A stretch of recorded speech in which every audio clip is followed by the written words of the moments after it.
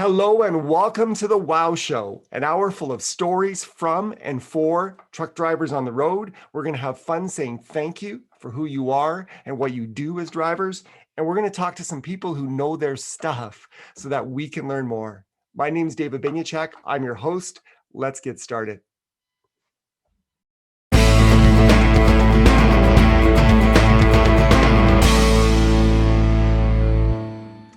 Hey there, Canada. Happy Monday to you. It's David and the Wow Show.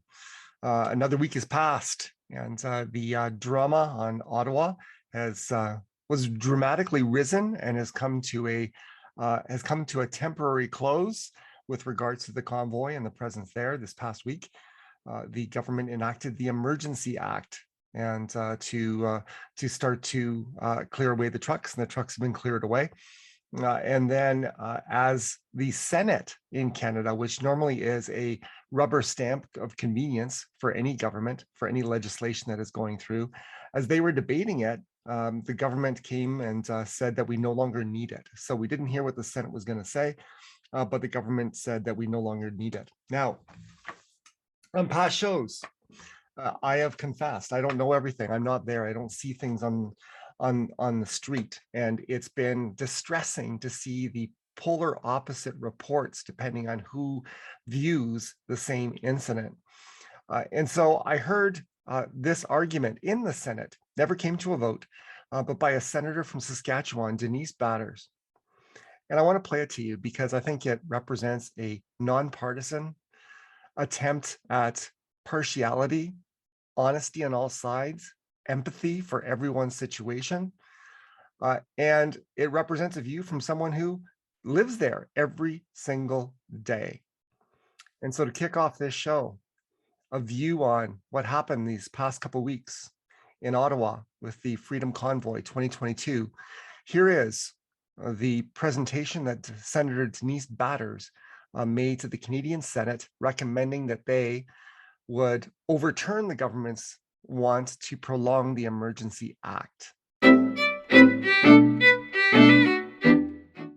To this, that this Trudeau government has invoked and employed the Emergencies Act on Canadian citizens before it could even be voted on in Parliament. Tear gas and batons and lines of police to shove back protesters chanting for freedom. Truck windows smashed, bank accounts frozen, promises to hunt down even those who chose to leave the protest voluntarily. And even now, with the bridge blockades of Ottawa's protest cleared, the Prime Minister can't tell us when the Emergencies Act and its extensive government powers will be lifted, only that his government plans to make some of the features of those extensive powers permanent. The incredible division among Canadians in this moment is largely of Prime Minister Trudeau's own making. He and his government have divided Canadians among themselves, vaxxed and unvaxxed, and through his incendiary language, turned them on one another. From the time of the election onwards, Prime Minister Trudeau has used this public health emergency as a political wedge issue, without regard for the Canadians in the middle who have become collateral damage. He has called them extremists, racists, and says they are misogynists. Prime Minister Trudeau preaches tolerance, but says those who chose not to be vaccinated against COVID-19, quote, take up room, and questions, quote, do we tolerate these people? And when these Canadians, in many cases Canadians who have lost much or have lost everything as a result of COVID-19 mandates, land on Parliament's doorstep to have their voices heard, what does the Prime Minister do? Instead of hearing them out or empathizing with the frustration they are feeling, he doubles down and calls them a, quote, fringe minority with unacceptable views. And so each side dug in, and we wound up with a 3-week protest in front of Parliament and the unnecessary overreach of the Emergencies Act by this government. Let us not forget that it was Prime Minister Trudeau who counselled Indian Prime Minister Modi to engage in dialogue when 50,000 farmers blockaded the roads to New Delhi in 2020, a protest that went on for a year. Prime Minister Trudeau boasted, quote, Canada will always be there to defend the right of peaceful protest, quote. Yet he has refused from the get-go to engage in dialogue with the blue-collar working people who were demonstrating right here on Wellington Street. Honourable Senators, throughout this pandemic, we have been fortunate to still collect our paychecks, to maintain access to our health plans and other benefits, to be able to work remotely from the comfort of our homes when necessary. Many of the people living in this public service city and downtown have also been fortunate. But there are other Canadians who have had a very different experience during this pandemic, Many have lost their jobs, their businesses, and their livelihoods, some as the result of circumstance, others due to vaccine mandates. The financial loss, the social isolation, the vilification promoted by the government, it's all resulted in a growing frustration that has culminated in the trucker convoy and blockades we've seen across the country. In Saskatchewan and Alberta, where many of these truckers came from, people were already suffering economic devastation prior to this pandemic because of the anti-energy policies of the Trudeau government. The ever-ballooning carbon tax is a further burden. Meanwhile, the oil and gas industry has been vilified in this country.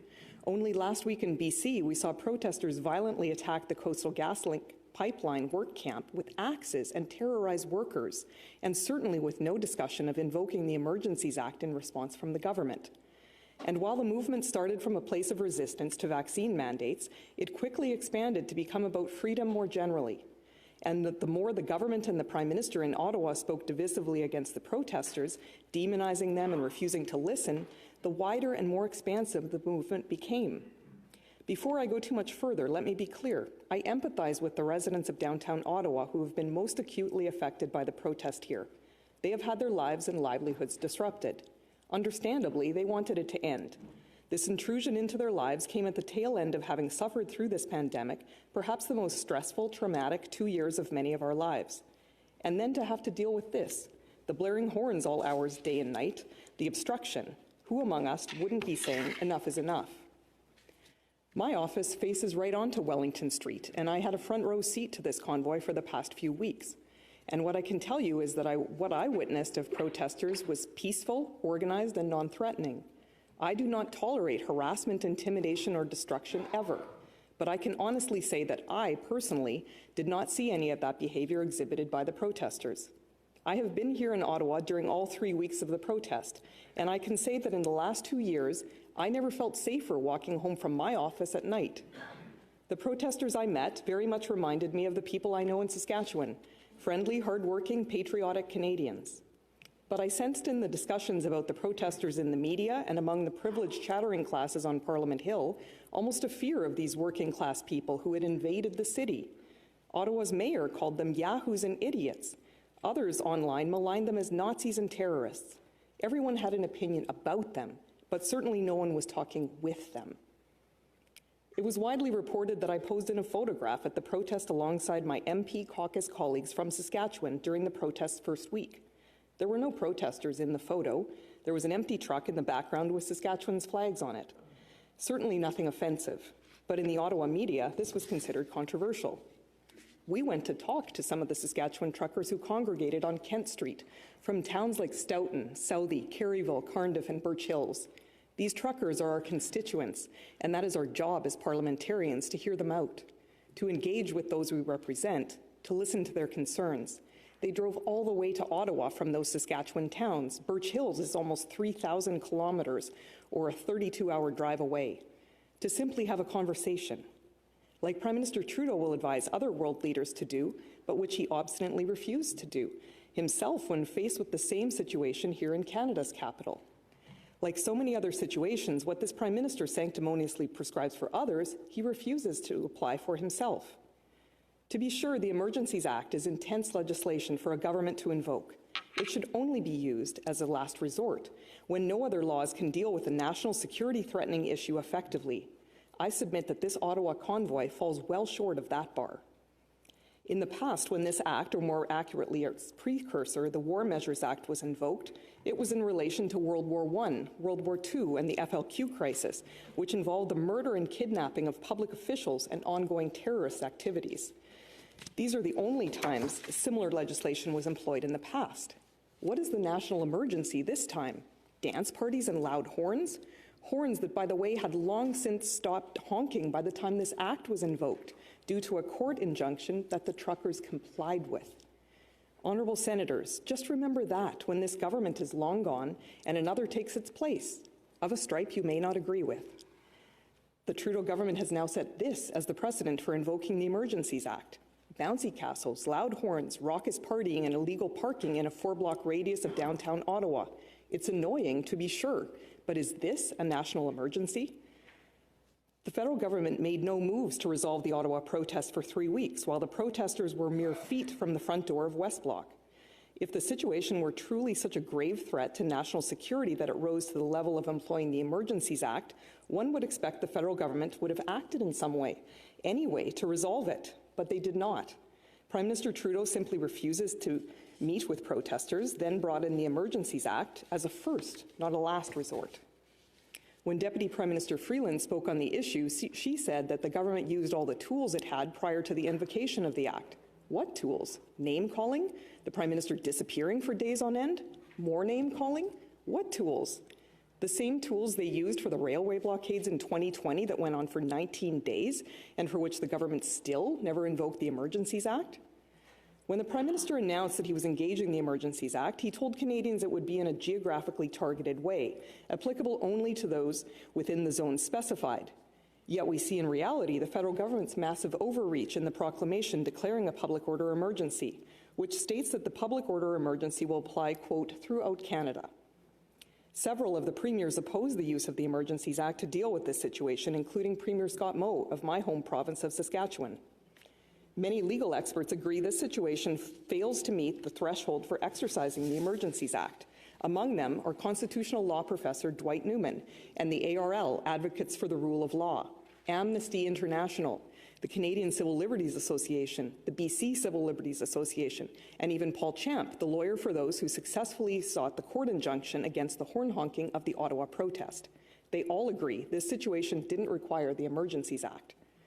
Last week, the Canadian Civil Liberties Association announced that it is taking the Government of Canada to court over the invocation of this act.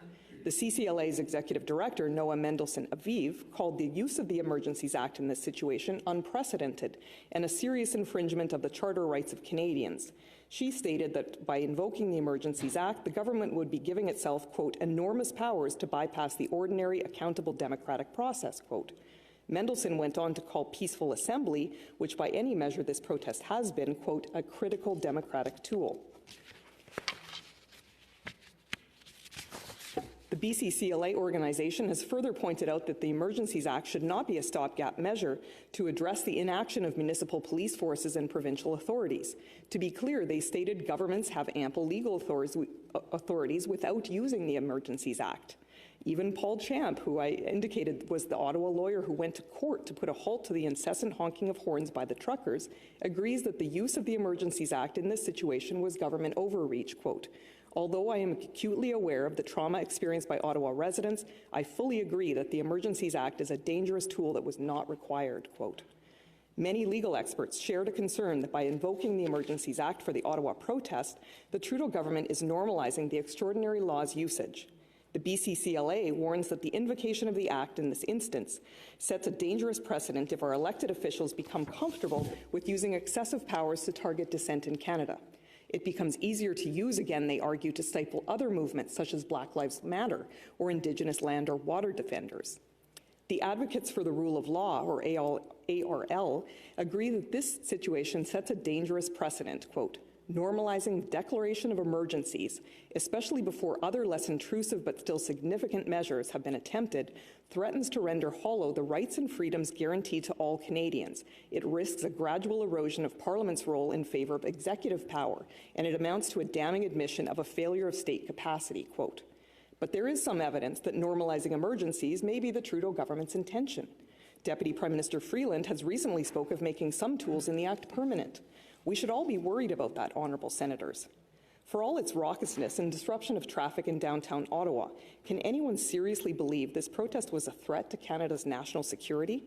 Some will say it spawned blockades at the Ambassador Bridge, disrupting one of our main trade routes with the United States. But that blockade, and similarly the one in Alberta, were dispersed peacefully and non-violently, and most importantly, without recourse to the Emergencies Act. Meanwhile, both houses of Parliament were able to meet for weeks, mere steps away from the protesters. Prime Minister Trudeau and his senior cabinet ministers attended several question periods and House of Commons sittings in the West Block in person. If there were a true public order emergency, surely none of that would have been allowed to have occurred.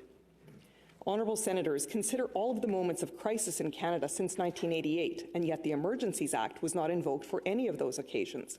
Not for the standoff at Oka, not for 9/11 in which 25 Canadians were killed, not even during the October 2014 Parliament Hill shooting, and I remember that well because I was locked in a caucus room for 10 hours with my colleagues throughout. None of those situations required the use of the Emergencies Act. I fear that with this invocation, we are embarking on a slippery slope away from what Canada is famous for, its unwavering adherence to the principles of freedom and justice. These principles are why immigrants from around the world long to come to Canada. That is the reason so many of our ancestors came here, to escape tyranny. That is why my grandparents came to Canada from Ukraine 100 years ago. This country, this parliamentary system, this Westminster system, was founded out of the rejection of tyranny. The fathers of the Confederation feared not just the tyranny of the monarch, but the tyranny of the majority. And we in the Senate are a key part of that system, to stand up for the minority, to be their voice. It has not been lost on me, nor should it be on any of you, that this building, now the Senate of Canada building, where I deliver this speech today, is the very building where our Charter of Rights and Freedoms was negotiated. Think of that history, honourable senators, when you consider whether to allow this federal government to trample all over that charter. People on both sides of the political spectrum have expressed the view that the Trudeau government's invocation of the Emergencies Act in this situation is considerable government overreach. And at this time, I am reminded of the words of William F. Buckley Jr., quote, "The best defense against usurpatory government is an assertive citizenry," quote. We need to assert ourselves, honourable senators, and reject this unprecedented authoritarian overreach by this federal government. Please join me in voting no to this Emergencies Act motion. Thank you.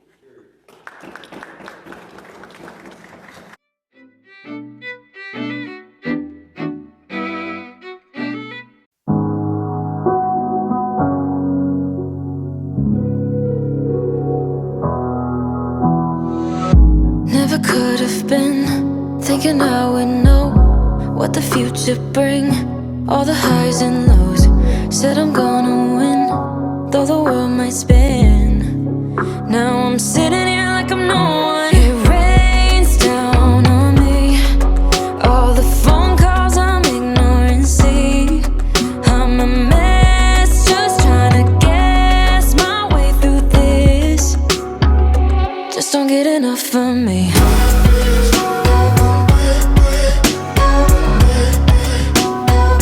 Just don't get enough of me.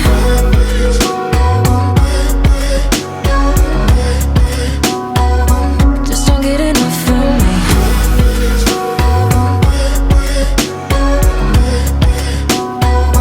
Just don't get enough of me.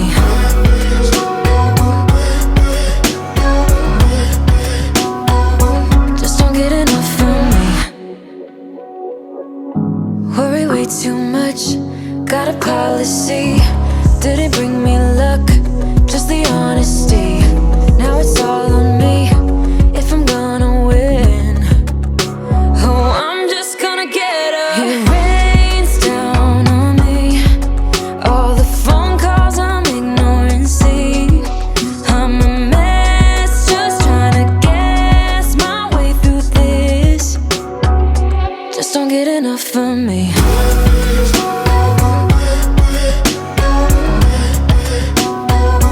Just don't get enough of me.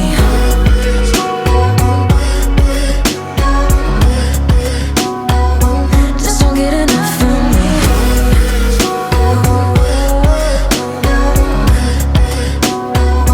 Just don't get enough of me.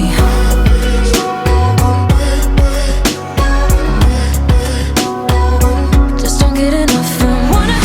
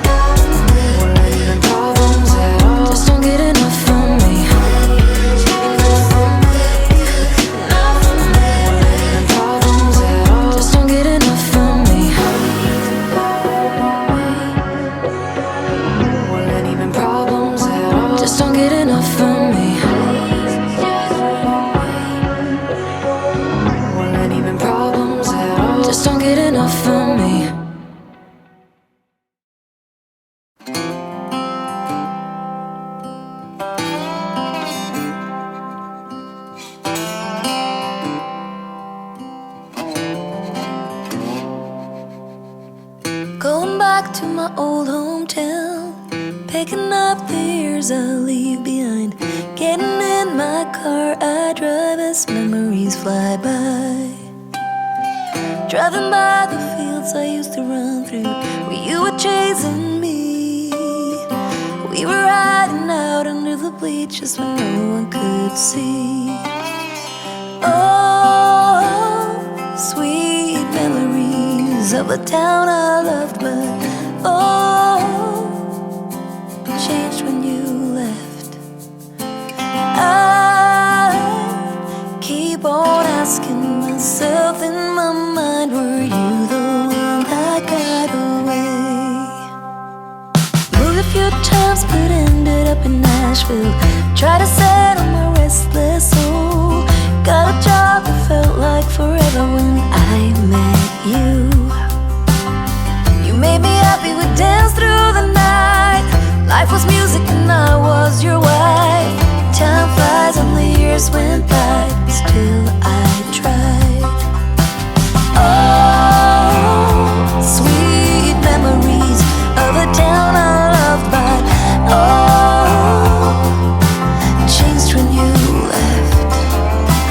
I keep on asking myself in my mind, were you the one that got away? Went for the dream, but I got lost. This house I leave is nothing like us. Chased happiness, ended up on a one-way street. We're leading nowhere, that's why I leave. Past the creek where we used to swim, jump the fence before the summer begins, and getting cool in the summer heat with you, my sweet. Sitting in the back of your car, wishing for this road to take us far. Now I've been way too long, I'm going home. Oh, sweet memories of a town I love, but oh, changed when you left. I keep on asking myself in my mind, were you the one that got away? Sweet memories of the town I love, but oh, changed when you left. I keep on asking myself in my mind, were you the one? Were you the one? Always on my mind. Were you the one? Always there. Were you the one that got away?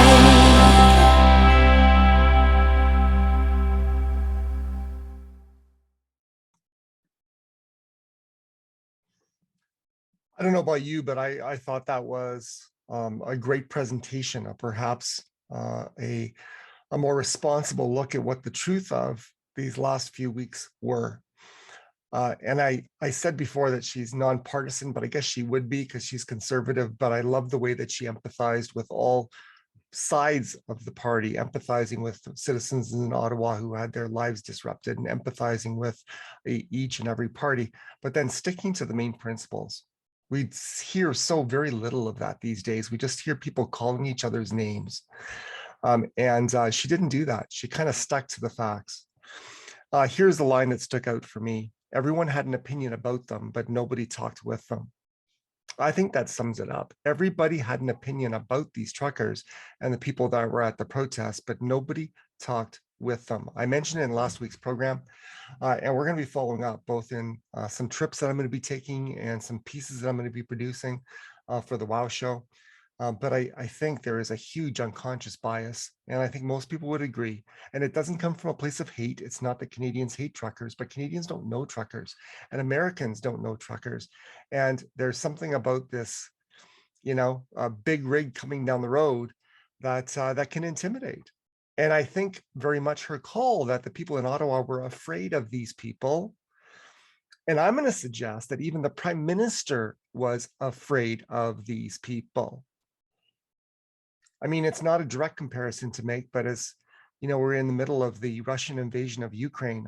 I'm saddened by those events, and I can't help but think of President Zelensky's quote yesterday as, I guess the United States had offered him an airlift out of the country to safety. And his comment was that I don't need a ride. I need ammunition. I'm here to fight. He stood his ground, and he stood there. And that's against one of the world's strongest armies and a world's nuclear power. He looked them in the eye. And metaphorically, our prime minister did the exact opposite when a couple hundred big rigs were facing him down. He ran out of town.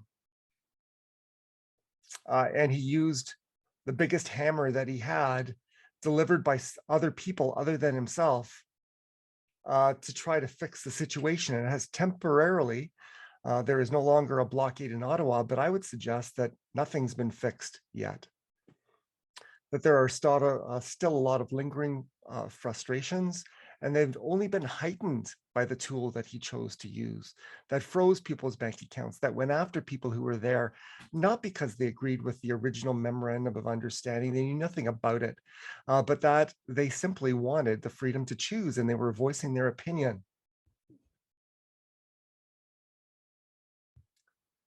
We need leaders with courage to address this situation. So what do you think? What do you think about the convoy? Write me, David at wowtrucks.com, WOWTRUCKS.com. Send me your thoughts. If you want to be on air and part of a future show, gladly connect with you and tape an interview for a future upcoming show. No matter what your beliefs are and what your views are, I'm open to listening. After I've said it before, I don't have to be right, but I'm tired of this name calling back and forth on all sides. And I just want to find the right thing to do. And so I thank Senator Batters for her approach and the dignity in which she delivered it. And just, the firsthand account. And that kind of mirrors many of the firsthand accounts that I'm hearing from so many people, but yet is not reflected in the way that this event was reported on the major news networks that we listen to.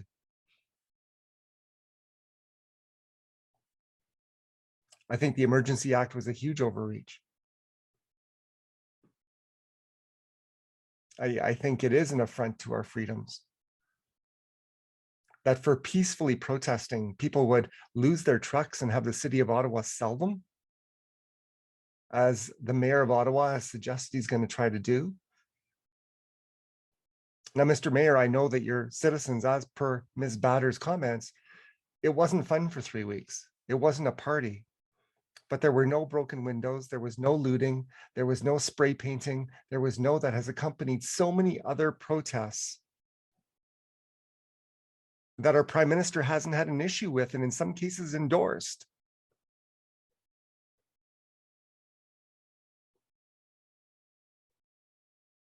That I just scratch my head. I'm glad that the Emergency Act is over, but we still have an issue to confront. There's 15 to 1,000. Not only is it a Canadian national issue, but it's also an issue for the transport sector.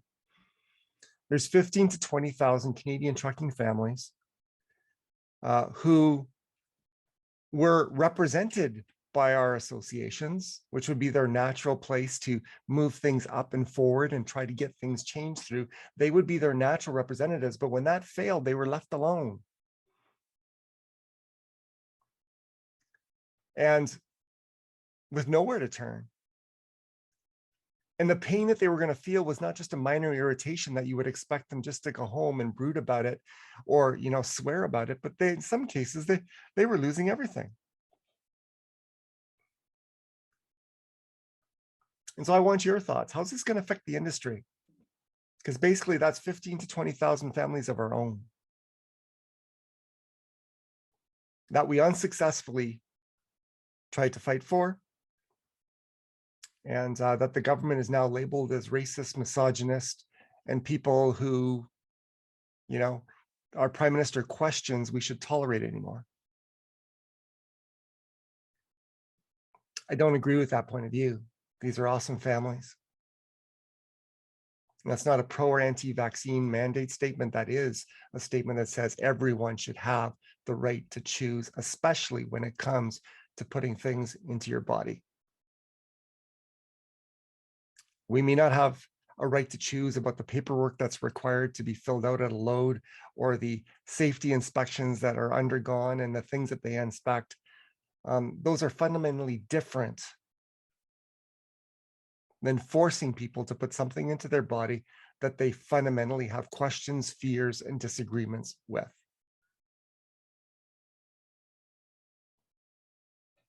Again, what do you think? David@wowtrucks.com. Send me an email.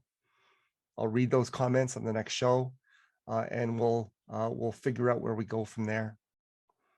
In the meantime, I hope the sun is shining on your truck wherever you are, as things kind of resume on the highways and byways of Canada and North America. I hope that it's shining on your soul today. It is an intense time for all Canadians, as Ms. Batter suggested in her speech.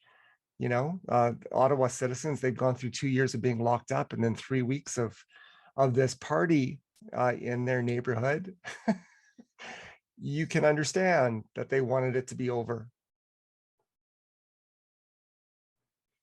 But my question is, well, I don't agree with, I don't necessarily, do I agree with blockades? Do I agree with, horn honking? And it stopped after the injunction, but before that, for most of the day, I too would question, are you making more enemies than you're gaining friends? Civil disobedience is normally not something that most Canadians agree with. But on the other hand, when the pain is so great and the people that were supposed to fight for them lost, there have been times in Canadian and American history where civil disobedience was actually the spark to radical and positive social change. Whether it came to women's voting rights, whether it came to Black minority rights, there's been a number of times where peaceful social disobedience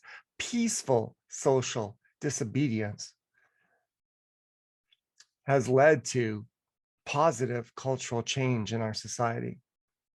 And in that way, while I don't agree with tying up the Windsor Bridge for days on end, and I don't agree with blocking the economy from going back and forth and incurring pain on a whole bunch of other people, there is a part of it for a short while that I have empathy for. Because this isn't one or two people, this is 15,000 Canadian families undergoing a lot of pain and being picked on by a government that they helped out early on in the pandemic.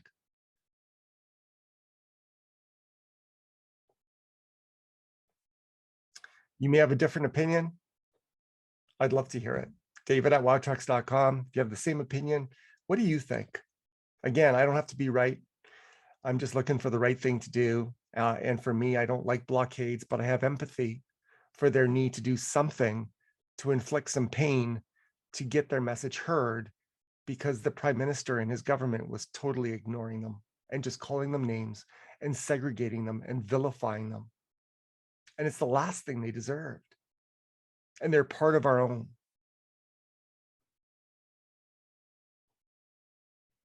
So if you're part of that group, just thank you for what you do. Thank you for who you are. I can't imagine what you're going through right now. I hope that your companies are working with you and finding you Canadian routes and alternative routes in the meantime, until things can change, and things are changing. Those mandates are being dropped in provinces.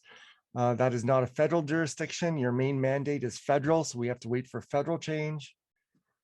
But things are changing, and I hope that they will change for you as well. If you were part of the proceeds, if you were part of the what went on in Ottawa, or you went and you visited and you saw firsthand what went on in Ottawa, reach out.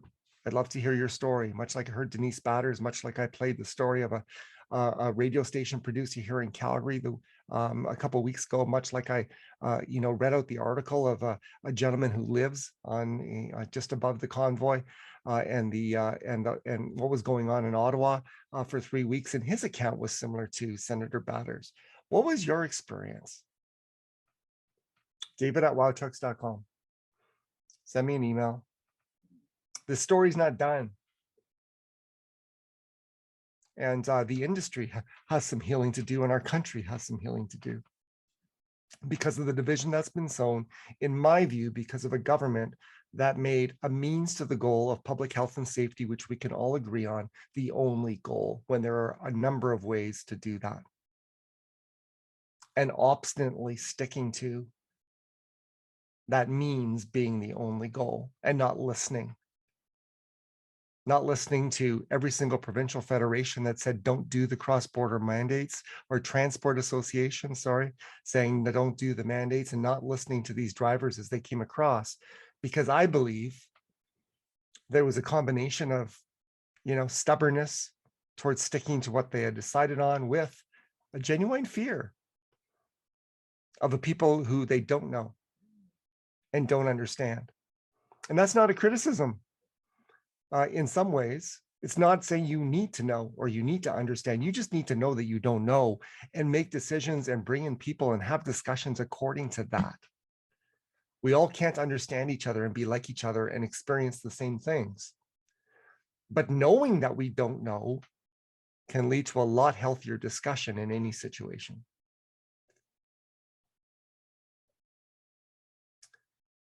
Today's show, I want to go to another issue that has risen out of it. And I want to play you an interview that I had with the parents of Aaron Friesen, Big Mack, who passed away tragically when he was young, a couple miles away from home, having fallen asleep at the wheel.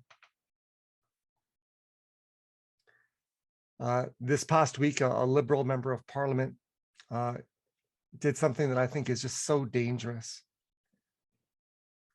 She said that, she said that the honking of horns, a honk by a truck driver, is popularly and across the board a symbol of Heil Hitler for truckers. My cup nearly went through the screen when I saw that one. That is so dangerous. And it was based on a tweet by a single trucker or a single person. I don't even know if they were a trucker.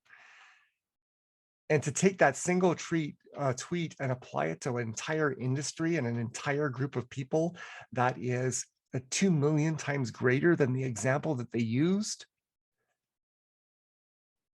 in my view, is the utmost of irresponsibility. There's another side to the hearing of the honk of a truck.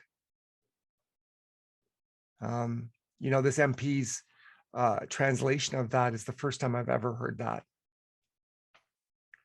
More often than not, it's associated with just the excitement of a young boy as truckers go by and use their air horn, and they're pumping their fists to do it. In the interview that you're going to hear today, it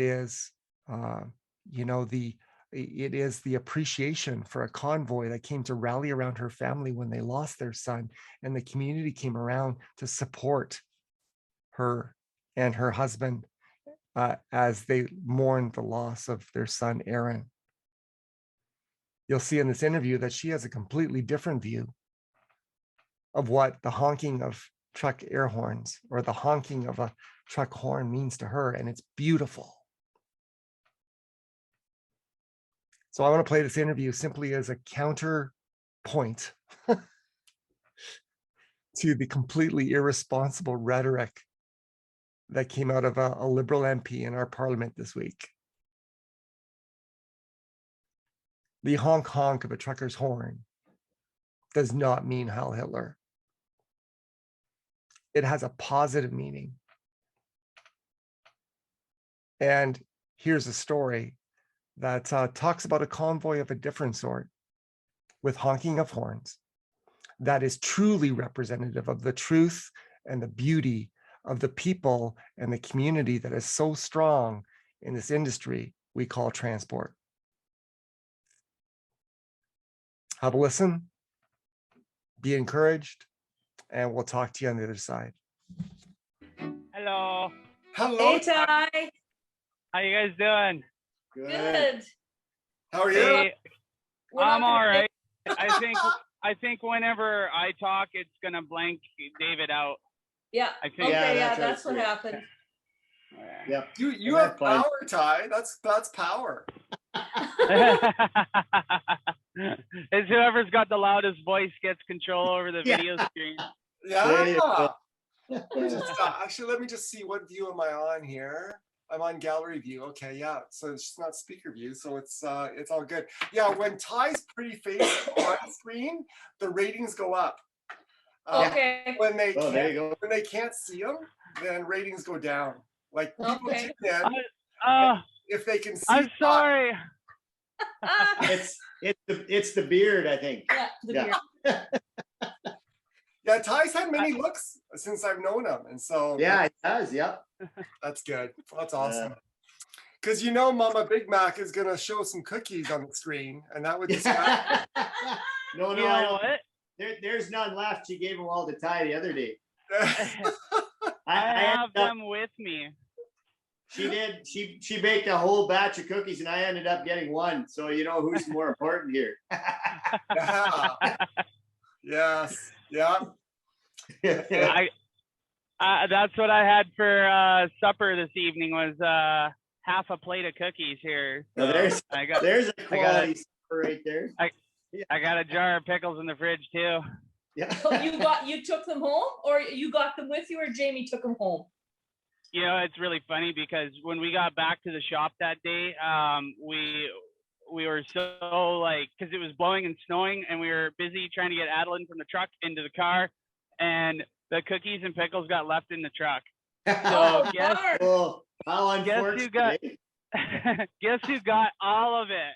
Yeah, this guy. There you Yeah. go. You're a lucky man. Well, thank you guys for agreeing to take a part in this and tell the story. That's cool. We have, you know what? Hey, let's just if we can just dedicate this with prayer for a couple minutes in the front, and it's going to be powerful. Thank you for sharing the story, and it's a testimony, and so I'm excited, and it takes strength to share it, but God uses that, and so Father, I thank you for this wonderful couple. I just thank you for Cheryl and Bernie. I thank you for Ty that's on this call. Lord, let our words be your words. Let your Holy Spirit just translate this whole broadcast as it airs in a few weeks' time, and it would speak to each person as they have need in their heart. And so, Father, let us have a good time, and we just dedicate this to you, to your will and your power, your redeeming grace. And we just thank you for the life of Aaron, Father. And we thank you that we are comforted by the fact that he's with you and that he's in your kingdom and there is no more pain, and that all is good. And so bless this time. In your name we pray. Amen. Amen. Amen. Here's David here. Welcome to the Wow Show. It's my honor to have as guests today Cheryl and Bernie Friesen on the show. This beautiful couple lost their young son, Aaron, on July 28th, 2019, to a tragic trekking accident very close to home. The last show, we talked about the power of telling your story, and I'm honored that they're willing to tell their story. And I'm grateful because in having had the chance to speak with this couple and to learn more from Ty Jam, who's also on the call, and many of Aaron's friends, this is a story of love. It's a story of faith, and it's a story of the power of a trekking community in trekking to make a difference. So Cheryl and Bernie, thank you for being here today. Thank you for having us. We appreciate It's good it. to be here. Yeah, Thank if you can let our audience know where are you speaking from, tell them where home is. We're from Rosenort, Manitoba, sitting outside with about 6 inches of snow right We're now. not safe. But We're not outside. It's okay. You don't have to social distance. You're married. So it looks pretty snowy out right now, so it doesn't feel like spring. But yeah, we're in Rosenort, Manitoba. Just outside of Winnipeg by about an hour. okay. That's awesome. So Aaron Friesen, Big Mack. Yeah. Tell me about how he came to be part of your family. Tell that story. Well, let's see. We were married for several years, and we'd been trying to conceive. A couple of surgeries, tons of medication, nothing working. Yeah. We applied for adoption at that point, and we waited for several years. And we had actually just said to each other, "Okay, we'll just be happy with the two of us, and we'll just spoil the living daylights out of our nephews and nieces." Mhm. When we had come to that term, like when we came to that decision, within months, we got a phone call from Child and Family Services. I was at work. I kept disappearing into a boss's office who wasn't there, making arrangements. So from the first phone call till Aaron was in our home was 9 days. So we literally had like a 9-day pregnancy. Yeah. Yeah. Also knowing we were getting his older sister in about 2.5 months. That is an amazing story. Yeah, it went quick. Like we could have changed their names if we wanted to, but JL was already almost 3 and very very bright. So she knew she had a brother Aaron, and that would have been hard on her knowing this is your brother Aaron, but we're gonna call him something else. Yes. Because their transition was like from the city to a middle of a field. Yes. You know, like everything changed. And so part of the reason we kept his name was because to make her transition easier. So we did give him the middle name Mackenzie. And later on, that's where Big Mac comes from. Oh, that's awesome. I love that. So first day home, what was that like when you brought him home? We were both giddy for about half an hour. I had him on my lap and I just stared into his eyes. They were so dark, I could barely see his pupils. He kept looking at me like, "What's wrong with you, lady?" Brings up a very quick memory for me. Me and my father-in-law were working on the farm. We were farming together and we were building some bins. And so Cheryl brings Aaron out there the very first day. And of course, we're using impact wrenches and stuff, and it's really loud. Yeah. And Aaron just had no problem with the noise at all. He loved every second of it just because there was action. Yeah. He was always into noise and engines. Any engine was great for him. His favorite time in his foster home, like his foster parents were fantastic, except for she was super busy. So the kid was 11 months old when we got him, and he didn't walk or crawl or anything yet because he spent most of his days in a jolly jumper. But on garbage day, that boy could maneuver that thing around so he could watch that thing the entire length of his street. Like that, he just swung around, dragged his foot. It was amazing. I watched him, and then he was oblivious to everything and everyone else in the room until that thing was out of sight. And then all of a sudden he was back. Like, okay, now I'll look at you. But yeah. He came to the right place. Pretty sure he was born with a steering wheel in his hands, I think, for some. Sounds like it. And it sounds like that jolly jumper, even if it didn't have a steering wheel, he was bound and determined to steer it. Yes. We are the product of our environment. So early beginnings to this love of equipment and trucks as you brought it home. When did he first get into a truck? When did he first operate a piece of equipment? We start him young in the prairie. Well, hopefully the Child Labor Board doesn't see this. You won't be the first. Okay. On the farm, you start doing stuff early. Like the summer we got him a bike, we made the mistake sort of getting him a quad, never rode his bike again. At 8 years old, he was mowing our yard. And I just told Bernie, he's not doing ditches. That's too scary. By the end of the summer, he was doing ditches because he was just thinking it was so stupid that he couldn't. The next summer, he started mowing part of my dad's yard. By the time he was 12, he was mowing I guess our farm yard was roughly 8 to 10 acres, and we had this big front end loader with a wide Murrow at the back. So Yes. we had a rotation. One day was ours, then mom and dad's, then another section mom and dad's, then the dike around the farm. And it got to the point he needed more to do. So we were a quarter mile from the corner. Yep. And we had half a mile of land between the two homes, my parents and ours. So from the corner till the edge of our property, both sides of the ditches were mowed by him because, well, it looked better. And he could drive something then. That's amazing. Yeah. That's amazing. And if he was really super bored, he would, we have this old AR, we call it a putt-putt because that's the noise it makes. It's a 2-cylinder antique tractor. Yeah, he would hook this thing up behind it and just drag it across my mom and dad's gravel yard just to smooth it out. My mom would crank open the window to hear that thing. It didn't matter whether it was really hot or really cold outside because Aaron was doing it, so. Do you know, I've always heard the phrase everything's relative, and so you're telling me that this kid mowed 2 sections of land and then he had time left over and was bored. Well, he just, Yeah, oh, he just anything with a motor, he was so thrilled if he ever got a chance. and his skills with backing up Oh, wow. began very early in his lifetime too. Like he was probably maneuvering that garden tractor when he was, I don't know, 5. Yeah. And he would have a wagon behind it. Two There were wagons. 2 wagons behind it. And they did and- not turn easy, they were and- horrible. And he would refuse to unhook those wagons and put them in the shed. He had to back them into place. Yep. Okay.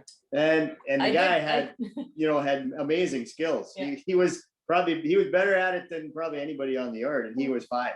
I don't know if I told you this, but we had this small snowmobile trailer hooked up to the farm half ton, and my dad was in a hurry. He says, "Oh, just back it up against the shop, and that's good enough." So I go, and it's just not working. And here's my 8-10-year-old going, "Well, you got to do this and this." I finally said, "If you can do better, do it." He crawled in the half ton, backed it up, unhooked it, put the truck back where it belonged, and looked at me and walked away. That sounds like Aaron. Yeah. Or good buddy. Yeah, I was just like, oh, really? I was hoping he would like Mess up. jackknife it or something, but he didn't. Just like, okay, I'm feeling a little foolish. Can't back up a stupid little trailer. That's amazing. And so, real trucks. When did he get his license? Who did he first work for? Well, he probably started, I would say, at the age of 12, I would guess, or 13. 10. He probably 10. first, you think it was 10? When he started green card. Like he started driving a tractor and grain cart at age 10, Mhm. but I would guess by about age 12 or 13, I think there may have been a few times when we were, there was a loaded tandem sitting on the field, which are like repurposed semis, right? So Yeah. it has the same gears, it has the same shifter and everything. So he would drive it 5, 6, 7 miles home. No problem. Like, after. And then he would back it up and unload it into the bin.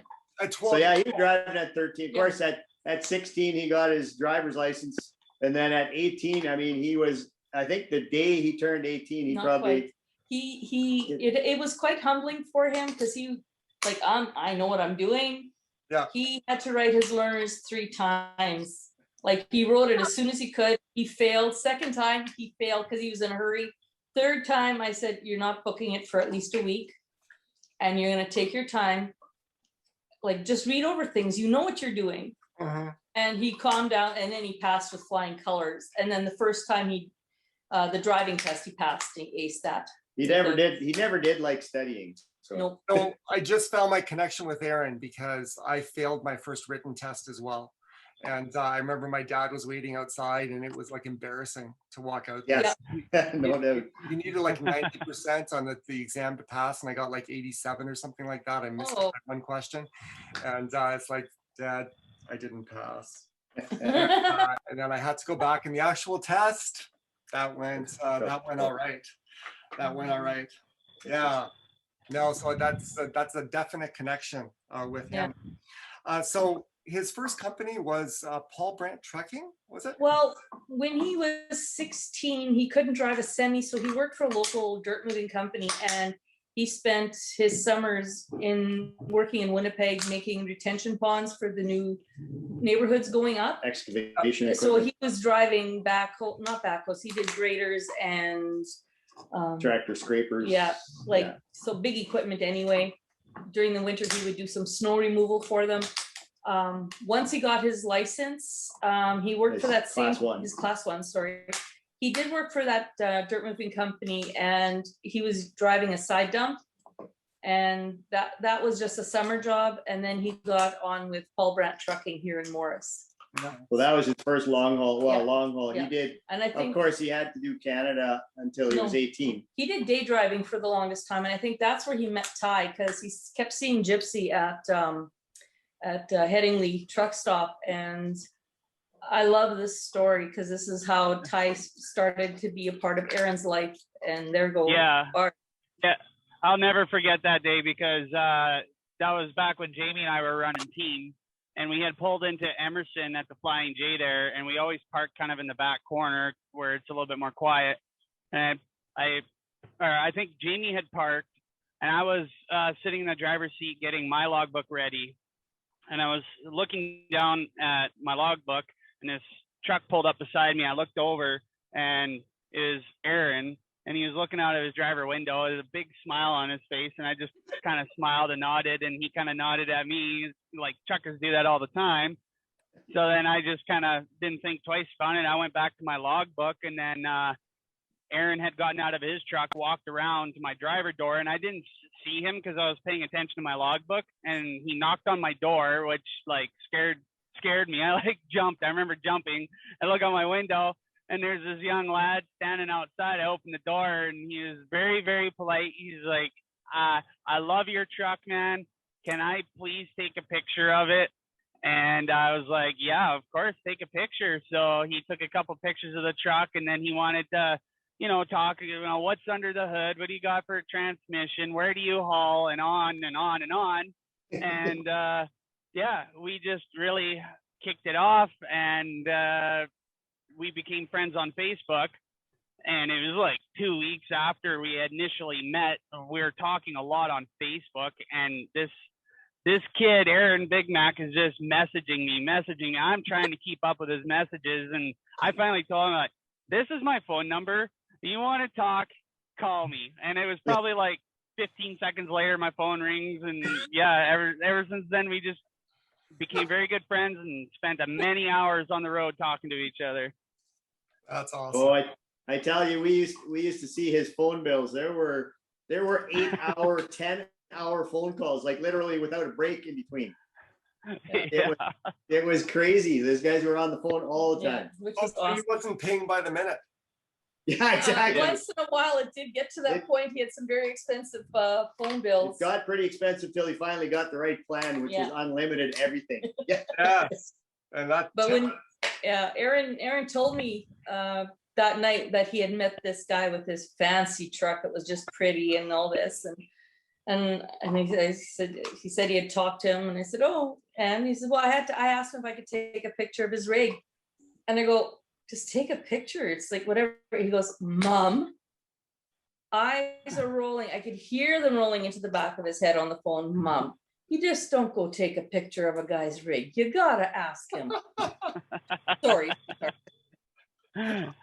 But, yeah, and that was the start of Aaron making friends on the road.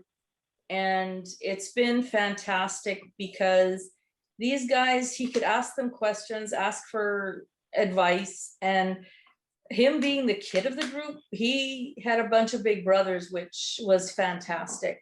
It did our hearts good knowing that he had a bunch of guys looking out for him. Like they took him under his wing, showed him the ropes, how to fill a logbook out properly. Speaking of logbooks, I know. Oh man. Okay, so we're all on the phone there. We like to have conference phone calls with a bunch of friends on the phone, and Aaron was there, and we're all talking up a storm, and we were bragging about, like this is back with paper logs, and oh yeah, I squeezed 1,275 kilometers into a 13-hour driving day, and we're all bragging about like how well we did it. And then all of a sudden Aaron chimes up and he's like, yeah, I put on like 1,570 some kilometers in a 16-hour day. And everybody was like silent. And I think it was Joe was like, you put that in your logbook? And Aaron was like, yeah. We all just like, dude, you can't do that. You're like way over your hours. He was like, oh. So we had to teach him how to fill out a logbook. But man, that was hilarious. Just the silence after you said that, everybody was just like, yeah, I can't do that, buddy. But it says that honesty was one of his good traits. Yeah. Yeah. Oh, Yeah, no, I'm pretty sure the guys, the first time when the first few times when he went into the States after he turned 18, then he could finally, 21, then he could finally go into the States. And I'm sure those guys talked him through many cities the first few times because he was as green as could be. And I'm sure these guys were just confident with him in the truck. It was really good for us too, knowing that he wasn't out there by himself. He had some really good friends helping him out. Yeah. But at the same time, I'll never forget the time. Like, Aaron was very, you might say, green. But closer to the end of his career, I had gotten myself into a situation where I haul deck freight, everything that, like, I know my industry very, very well. But I had ended up with dry van trailer coming out of Calgary into Winnipeg, and I had all these drops at all these different grocery stores, and I didn't know how to do it at all because there's like stickers and scanning and all this crazy stuff, making sure that the right stuff goes to the right places. And I was literally like, I've been driving for 14 years or something like that, and I was totally out of my comfort zone. And the only person that I had called was Big Mac. I called him up. I'm like, dude, I am out of my comfort zone. I need your help. And he, without a beat, came in, met me in the city. We spent all day long. He was on a reset then, wasn't he? Yes, he was. And he spent his time with me all day long, going to all these different grocery stores and stuff and warehouses. And he's like, oh yeah, I've been there. Oh yeah, just don't go that way because you won't be able to make that right-hand turn up there. So we got to go around this way. And I was just so thankful that he was with me because, he really helped me out that day. Oh, I remember that too. He was just thrilled that he could help you. Well, he was happy to get it. Like when he got home, he was totally bored out of his trees. What are we doing? What are we going to do? What are we doing? So when you called him, said, go, please. Go help. Was that the day you came for supper, Ty? I don't think I came for supper that day because I had to wash the truck and then I went back up north when we were living up north there. So it wasn't that day. But so on average, how many times a month are you there for supper, Ty? I try to do it as much as humanly possible. I would say it. I don't necessarily go for supper, but we try to meet up, once a month or so, I would say, somewhere around there. Yep. Yeah. If he's ever in the neighborhood, definitely supposed to come over. So I promised to bake cookies, so. Yes. Yeah. When I run out of pickles and cookies, I got to go back to Mama Mack. Yes. Yeah. Is that what you call them? Do you jar them that way? Do you have a Mama Mack label sticker that you put on? I'm starting to think of it, yeah. You should. I told her she should go into business. I may create one and send it to you, and then you can just use it on your jars. And Mama Mack. Pickles. Perfect. Yeah. You can be on direct then. I gotta say, I'm very, very lucky because she always holds the jar, the empty jar of pickles, like she cans them or whatever. And if you don't bring back the empty jar, you don't get a new jar. And this last time I had gotten the jar ready, I put it by the door, but we were meeting up at a business that I haul out of quite often, which is very close to their house. So that it was Monday, right? Yeah. Yes. Yeah, it was Monday. Yeah. And I wanted to take my littlest one, Adeline, and my wife to go with load. So we were all bustling, trying to get the little one ready, and we forgot the jar by the door at the house. So I felt bad because I know you're not supposed to get a full jar without returning the empty jar, but I must be special or something because she let me take the full jar anyway. You are. Maybe it was my daughter. maybe it was the cuteness of Adeline. I Yeah, don't know. that was it. Ty, that was it. It was that. Well, I want to thank you guys because what a beautiful picture. I mean, trucking can be so lonely, but the relationships that were built, you're just talking about having homes away from home. Yeah. Yep. Like you guys are family. Yeah. Well, Mom, Cheryl calls these guys her sons. So My boys. these are her boys. Ty, Jam, Josh. and Josh. I got to tell one more quick story about Mama and Papa Mack. Oh dear. So the first time I went over for supper, Aaron was bugging me for a very long time. Man, you got to come out, meet my parents. I had already met their parents at the truck show and stuff but I had never gone to their house to visit. So Aaron was telling me, you got to come over. I'm like, all right, okay, fine. So one day, I don't remember what the circumstances were, but I ended up out there and Mama Mack made awesome lasagna and those biscuits, Red Lobster biscuits. That's right. Yeah. And that was an awesome meal. And I was a little bit out of my comfort zone because, I know Aaron very well, but I didn't really know his parents that well. But they made me feel so comfortable. By the time supper was done and I was going to leave again, Mama Mack was emptying out the pantry, putting everything in grocery bags, telling me, oh, you have to take this. Oh, you're too skinny. You need more food. And I walked out of there probably with more food in my pickup than I do when I go to the grocery store. And I've loved them ever since. They have the biggest hearts that anybody could possibly have. They're amazing people. And I'm so glad that Aaron got me to come out there that first night. Yeah, I think that he met you at Headingley. There was something wrong with Gypsy and he had nothing to do, so he went to help you. And then he called me and said, hey, Mom, can I bring Ty home for supper? I'm going, that's right. Okay. And I said, what do I make? So he said something to you. You said something and he changed it. He says, lasagna. I said, okay. And a salad. Okay. Yeah, that's right. Okay. And so I found out later you said that anything cheesy would be fine. So Aaron just said lasagna. So at least he gave me 2 hours so I could get it ready. So that was good. That's good. Yeah, no, I honor you, Cheryl and Bernie, because it's you are parents to many. You are parents to many.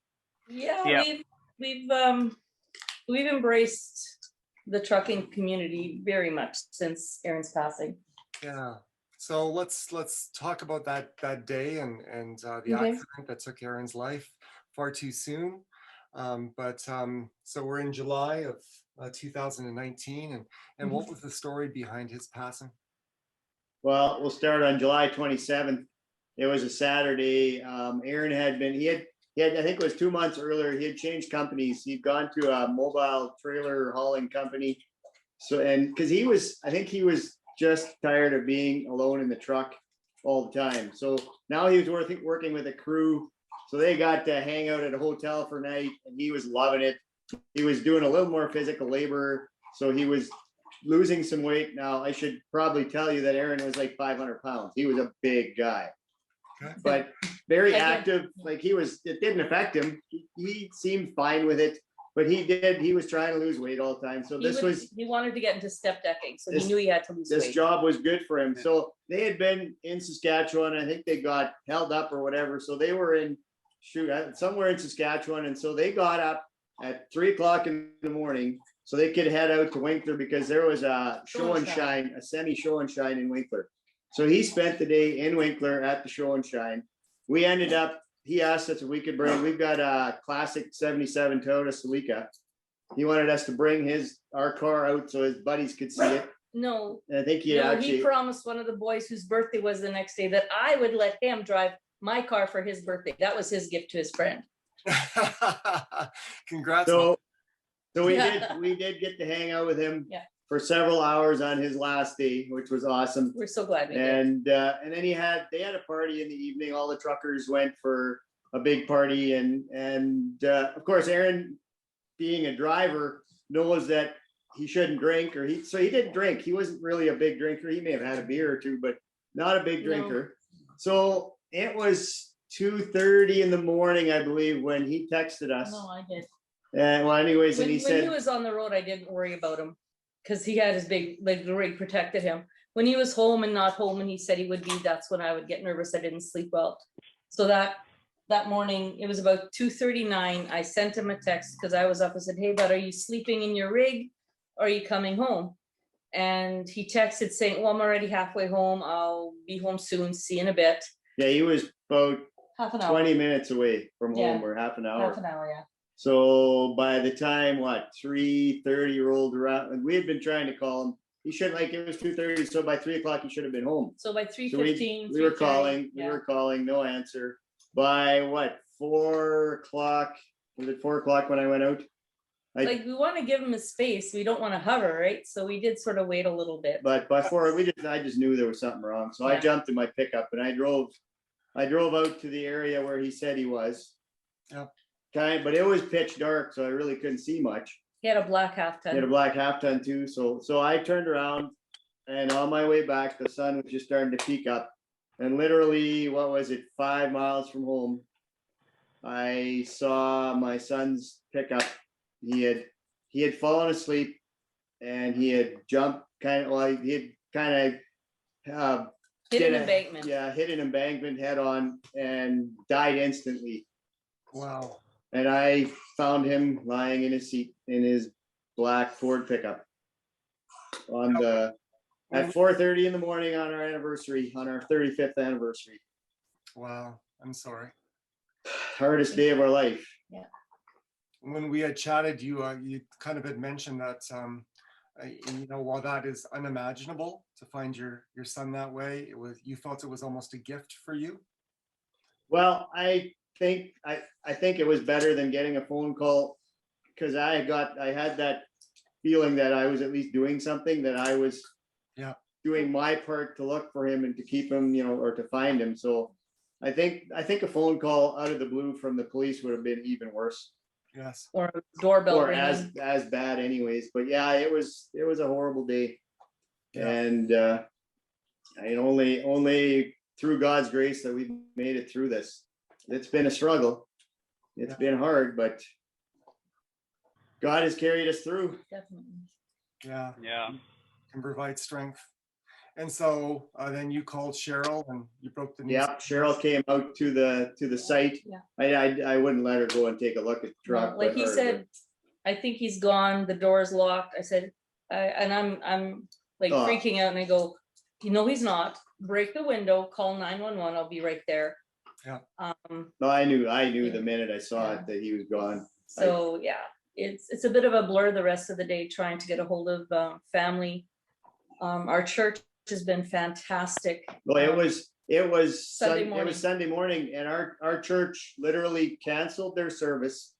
They sat around in a circle and they prayed for us all morning.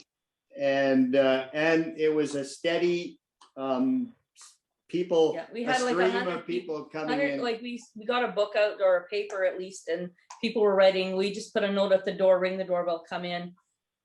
We had about 100 people the first day, 80 people the next, and then a slow and steady stream the rest of the week. We had a freezer full of food. We didn't have to worry about any kind of food for that week for sure. It was overwhelming almost, but besides the church community, being in a small town, it's definitely different than being in the city.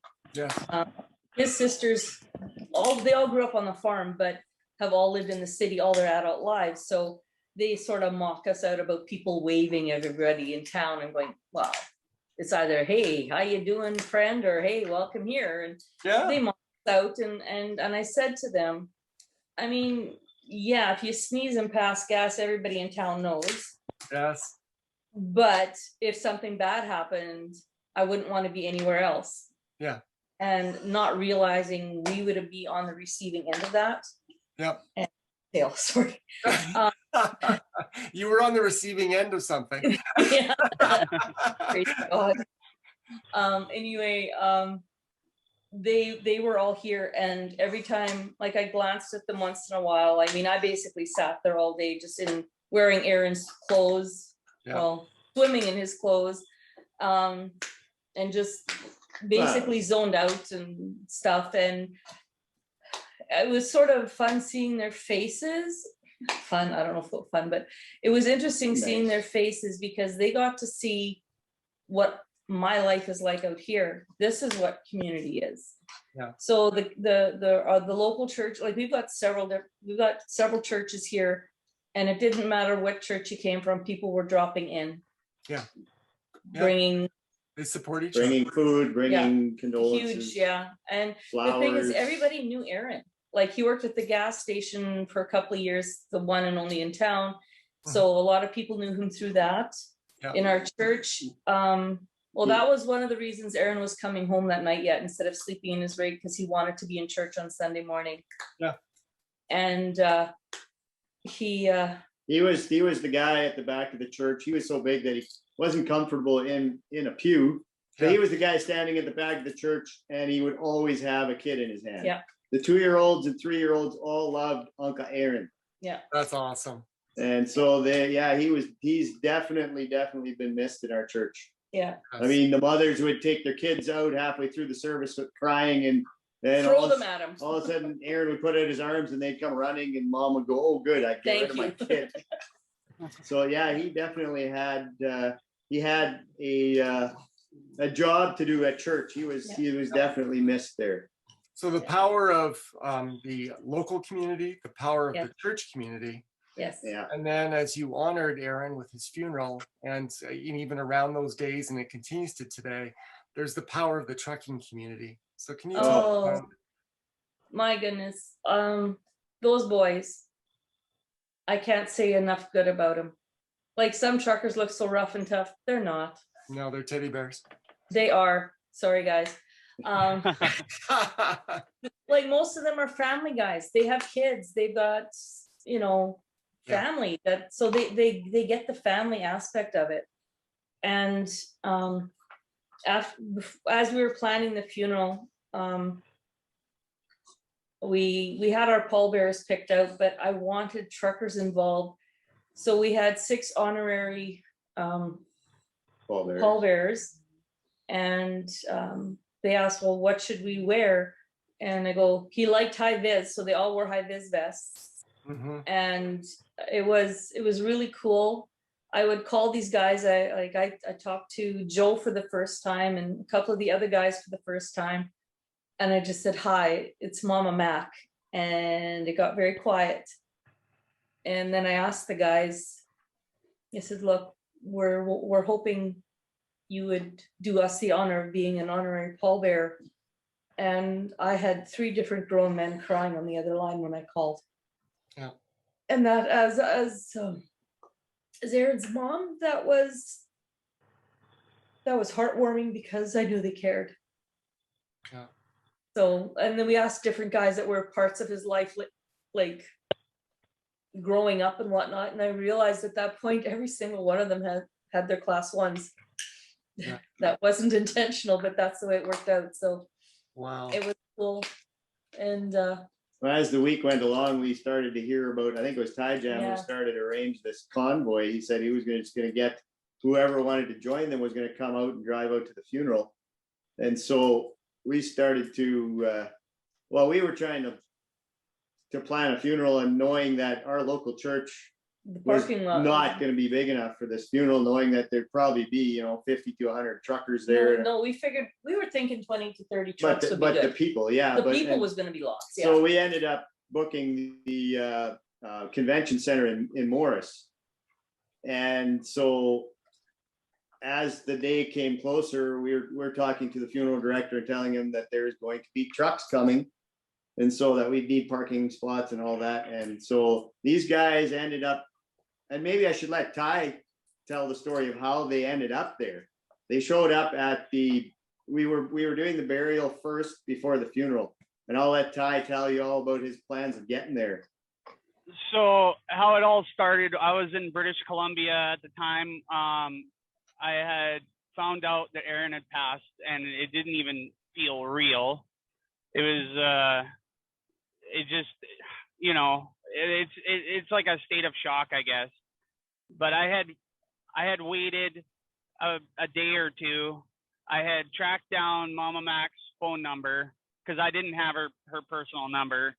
And I got the number and I sent a text message because I wasn't sure if she even wanted us truckers there or anything like that. So before I even said anything, I sent her a message. That's when she asked me if I wanted to be I sent her a message. Then she had called me and we had a really long, awesome chat. I remember I was in Kamloops at the Petro up on top of the hill, standing beside my trailer, because my daughter was riding with me, and it was hard. Like, I was fighting the tears and stuff, and I didn't want my daughter to see me crying. But Mama Mack had asked me if I wanted to be an honorary pallbearer, and I said absolutely. It would be an honor. And then I asked her if it was okay if I brought my truck, and maybe some of our close friends brought their trucks, and she said absolutely. So I had just put out a message because Erin is a big part of our group and stuff like that. So that, and we're all really good friends. So I posted on there after, like, we were planning a truck show the same weekend that Erin's funeral was planned, and we were seriously debating about postponing it, but we decided that we would go through it because Erin would tell us that we would be crazy not to go through with the truck show. So we went through with the truck show, and it was a very weird truck show because usually everybody's up in a roar and having a good time, but pretty much the whole entire truck show was, you know, everybody giving a toast to Erin and stuff. And I had posted on Facebook that we were gonna drive out to the funeral as a little convoy. And honestly, I thought, yeah, that 20 trucks would be a lot of trucks that would show up. So I wasn't expecting much. I didn't advertise it, but as soon as I posted that, there was people messaging me like crazy, like, what time's the truck show, or I mean the convoy, and everybody just wanted to be a part of it. So we said that we were leaving Brandon because the show was in Brandon. We left Brandon at, I think it was 9 o'clock in the morning, and we left Brandon with about, I would say, around that 10 trucks. And by the time we got to the funeral, there was over 60 trucks that were involved with that convoy, of all people that wanted to be, that were friends with Erin, even guys that had talked to Erin on the phone, but hadn't even met him in person yet. And it was just amazing when everybody showed up. Not everybody came to the actual funeral, because there was lots of guys that weren't able to make that happen. They were pulling trailers with loads and stuff like that. So they joined us. We went from Brandon all the way to the perimeter on Winnipeg, around the perimeter, and then onto 75 and down. And I can't remember the highway number that cuts across to Rosenort, but there had been, yeah, but there had been an accident at that intersection, and the highway was closed, and we were on our way to, you know, the funeral. Yeah. So we had to make a quick decision. We ended up turning the trucks around. We jogged back north a little bit. We found a gravel road, and there was like, I think there was 30, just under 40 trucks that showed up to the actual funeral. But we were all hoofing her across this gravel road because we were late now, and we had a very strict time that we needed to be there. And there was a lot of talk between me and Erin's parents about maybe just postponing it, like the trucks going to the actual funeral and going to the procession instead. But Mama Mack said, nope, I'm not leaving the graveyard until her boys show up. And when I heard her say that, I was like, come on, guys. We had all these polished up trucks ripping down a gravel road. I felt so bad.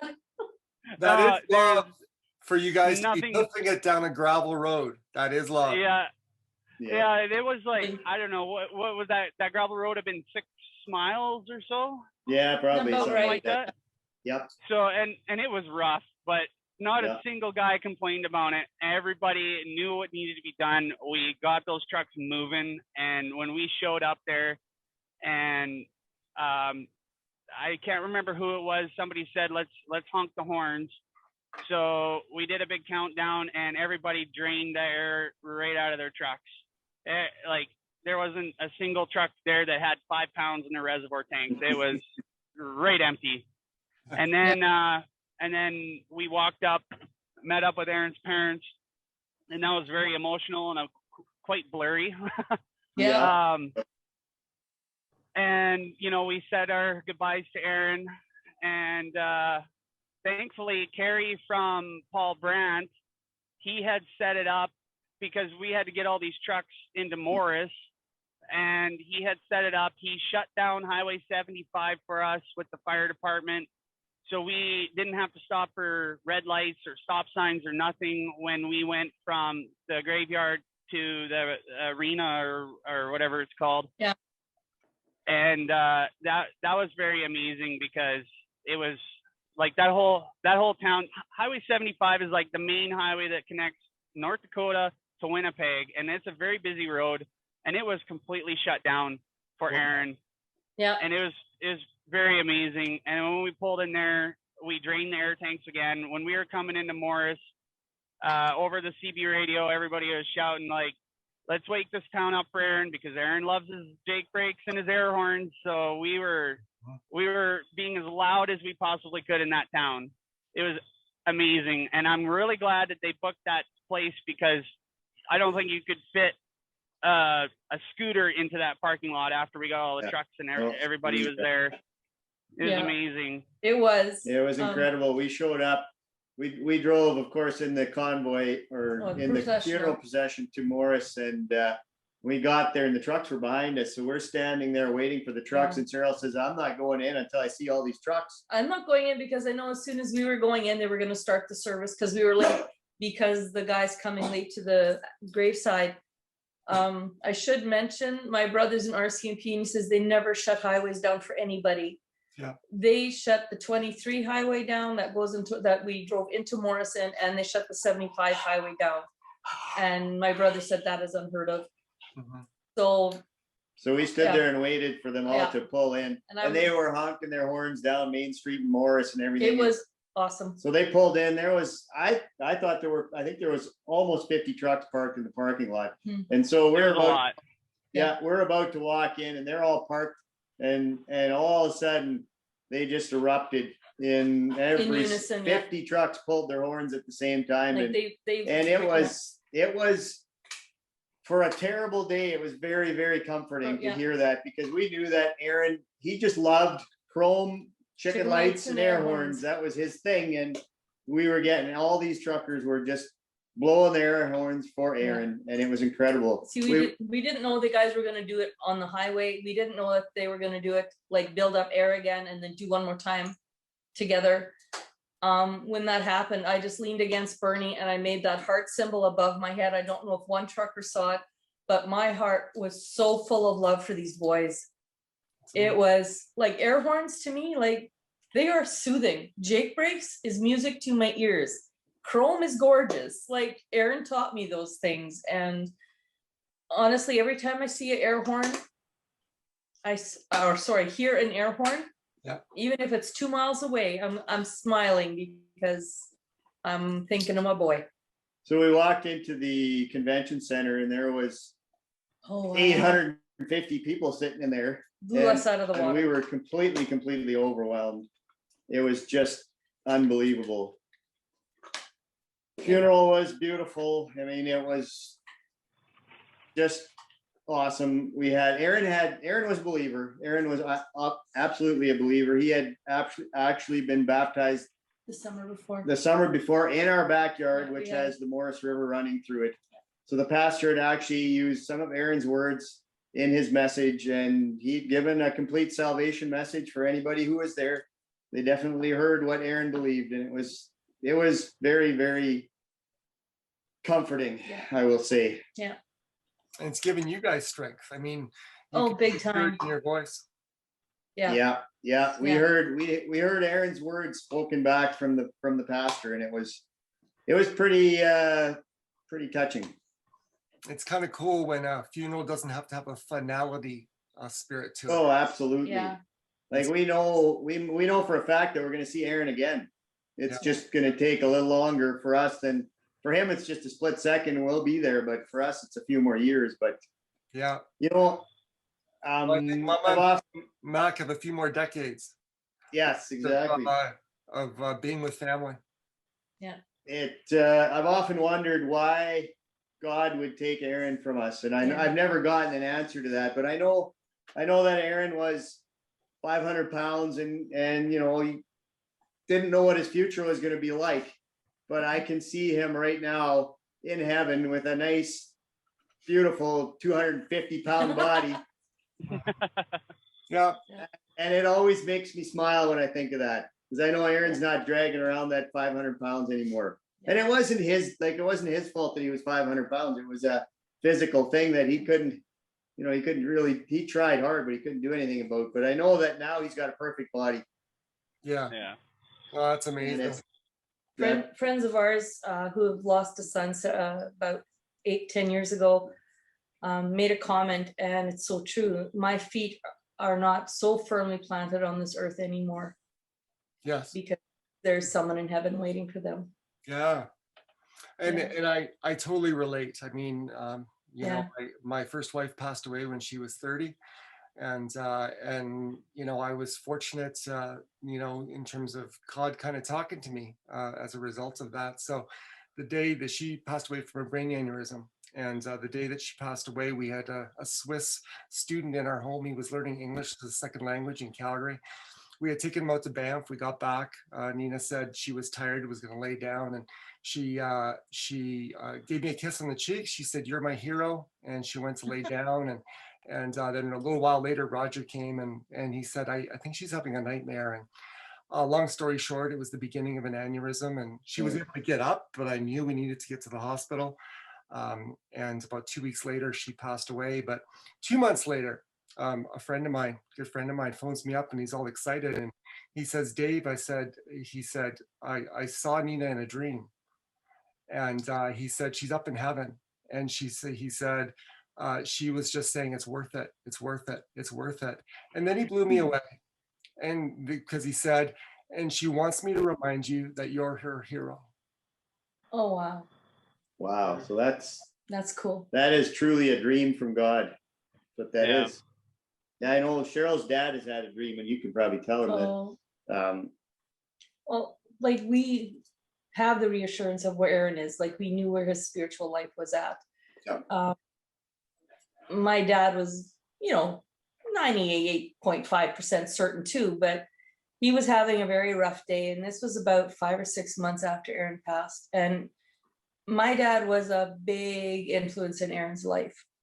Yeah. He's the one that showed him how to drink coffee. Well, both of us don't. we farmed together, and we lived across the garden from each other. So he grew up with his grandpa Every day. So every day. Yeah.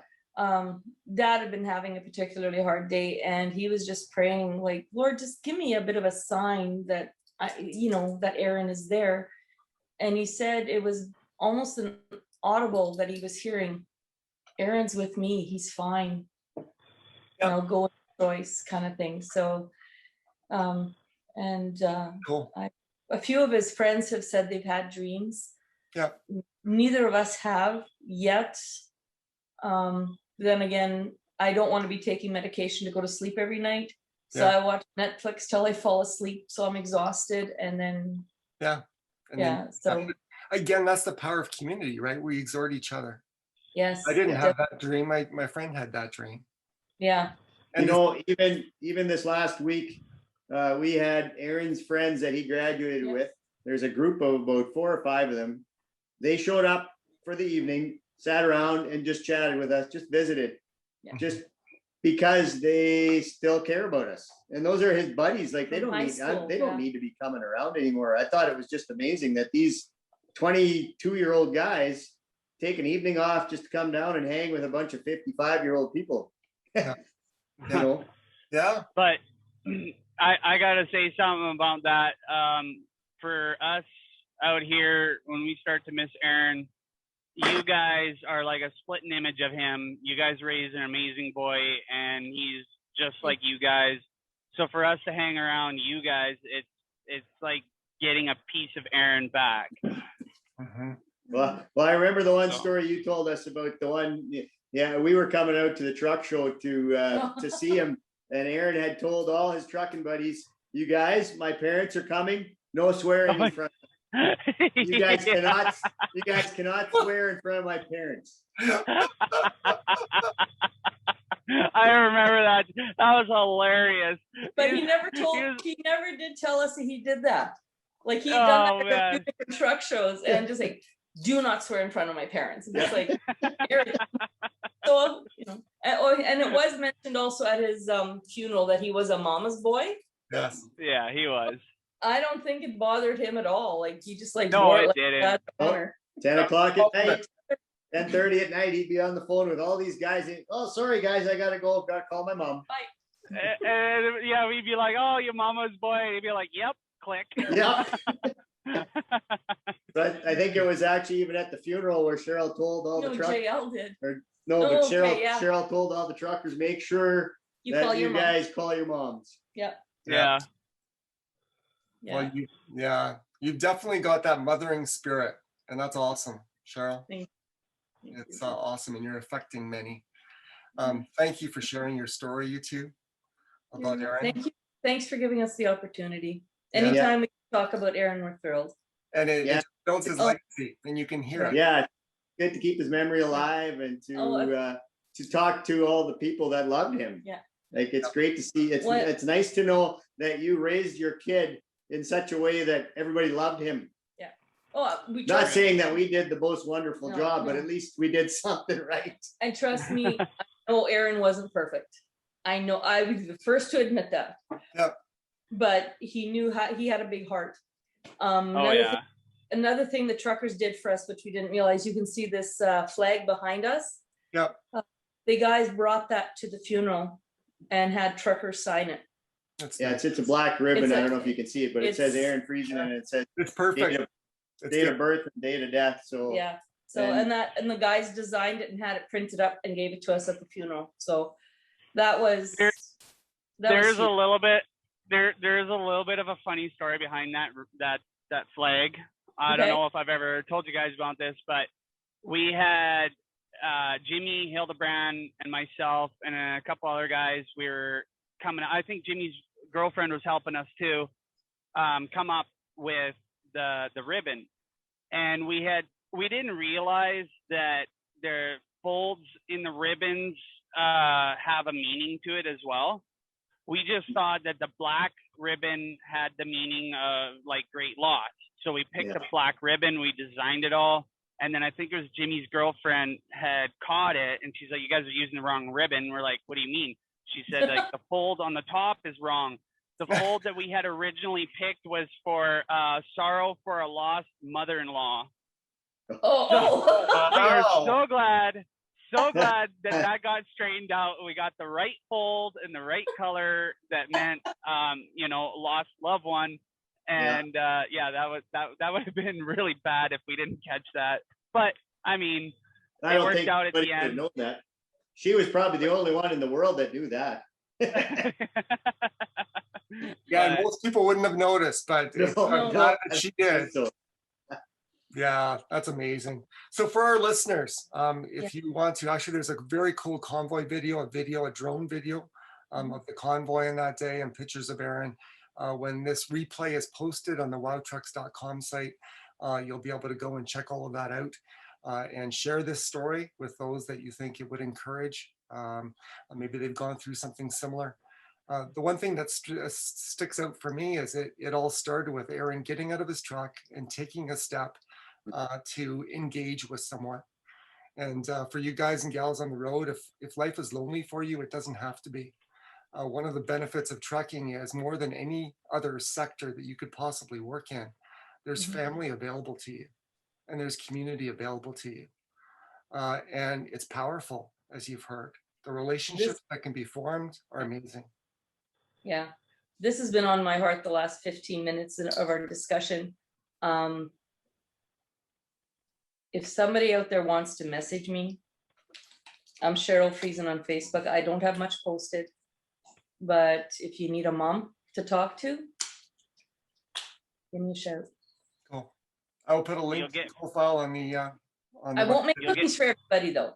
I was just gonna advertise the cookies and pickles for everybody. You're gonna have to connect Just with for Ty and special Steph ones. there. Just for the special ones, Ty, just for the special ones. There Aw. we go. That's awesome. Well, bless you too. Thank you again. Thank Thank you you, very Love much. you guys. Love you, Yeah, Josh. you guys. Miss you, Josh. Yes. Yeah. Have a good night, everybody. Thank you All so right. much.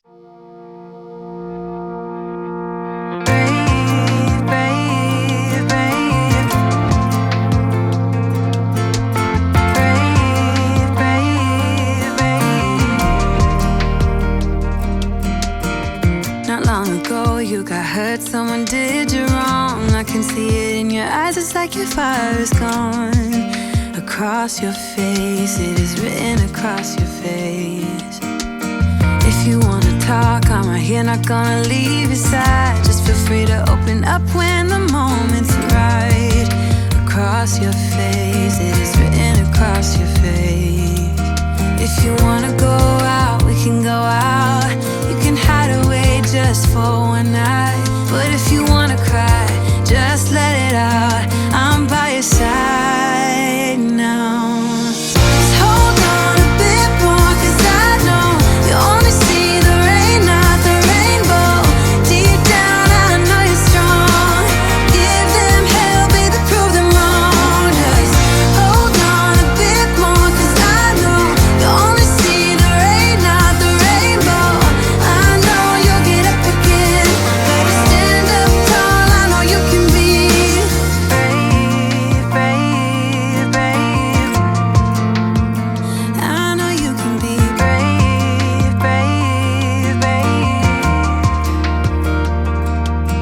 I know we did you wrong, wish I could take your pain away. 'Cause I hate seeing tears streaming down your face. I know you're strong, won't feel this way for long, no. If you wanna go out, we can go out. We can hide away just for one night. But if you wanna cry, just let it out. I'm by your side now. Just hold on a bit more, 'cause I know you only see the rain, not the rainbow. Deep down, I know you're strong. Give them hell, baby, prove them wrong. Just hold on a bit more, 'cause I know you only see the rain, not the rainbow. I know you'll get up again. Better stand up tall, I know you can be brave, brave, brave, brave. I know you can be brave, brave, brave, brave. If you wanna go out, we can go out. Brave, brave, brave. We can hide away just for one night. Brave, brave, brave. Just hold on a bit more, 'cause I know you only see the rain, not the rainbow. Deep down, I know you're strong. Give them hell, baby, prove them wrong. Just hold on a bit more, 'cause I know you only see the rain, not the rainbow.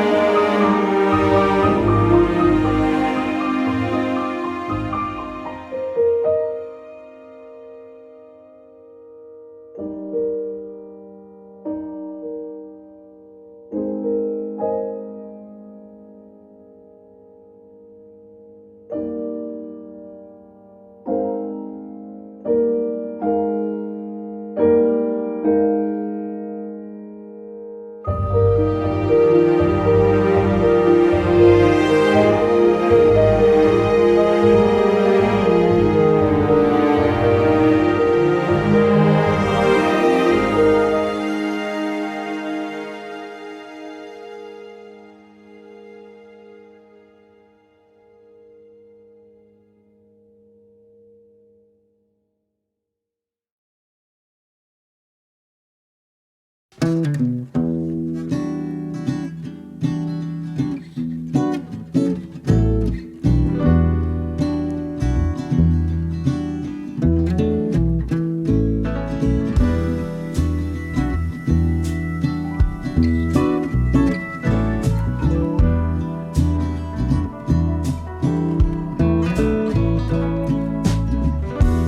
on to the hand of self-destruction, and I'm back to a place that I left a long time ago. Just give me a sec while I smoke this cigarette. My aching body feels better still. What do you do when you pick up my guitar and the too much on your plate when I need to escape? Everything will be better when I find a way.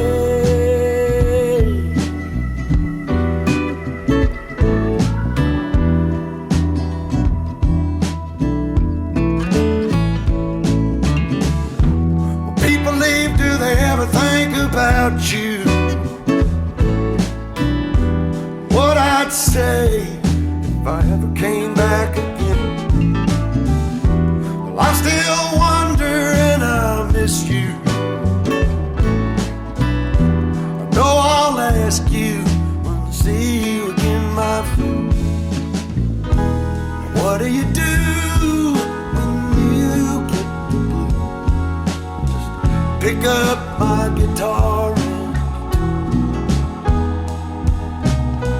too much on your plate when you need to escape. Everything will be better when I find a way.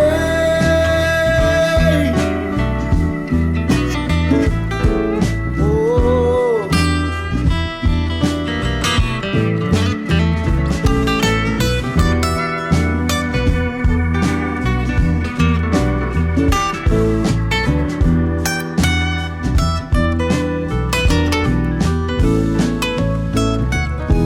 What do you do when you get the blues? I'll pick up a guitar and too much on your plate when you need to escape. Every little thing will be better when I find a way. Whoa, oh, oh.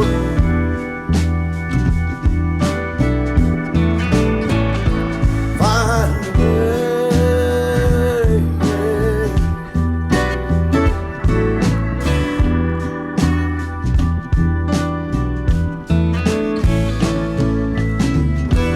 Find a way, find a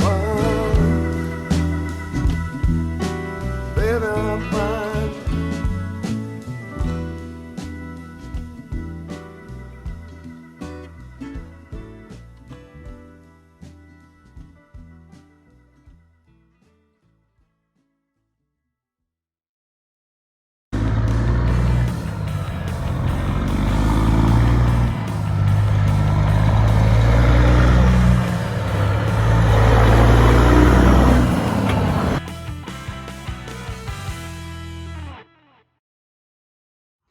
Hey Canada, we're here close to the Trans-Canada Highway and Highway 22X with Dave Rioux, who has won a spot in the 2021 Wow Trucks calendar and this very sweet 2000 KW W900L.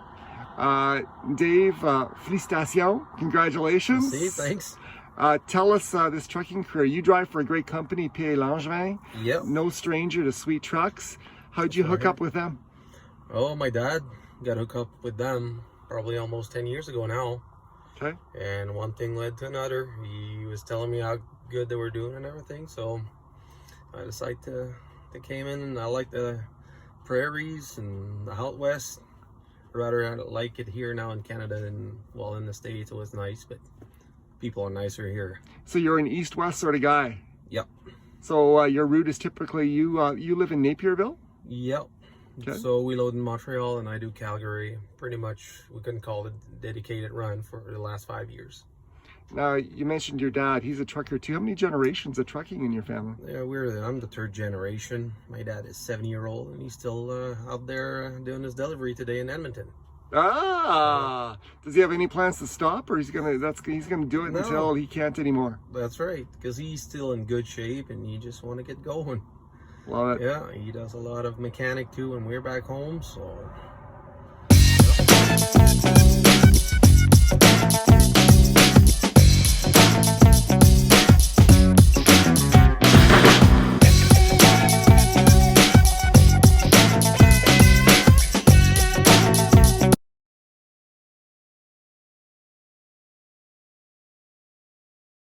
Yep.